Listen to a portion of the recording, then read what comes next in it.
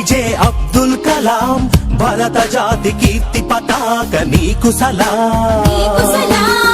వైజ్ఞానిక విశ్వ విజేత సరళ సాత్విక శాస్త్రవేత్త నిత్య జ్వలిత స్ఫూర్తి ప్రదాత యువ భారత నవ నిర్మాత స్వార్థమెరుగని మార్గదర్శి అబ్దుల్ కలాం. సర్వసత్తాక సార్వభౌమ నీకు సలాం. వందే మాతరం వందే మాతరం వందే మాతరం వందే వందే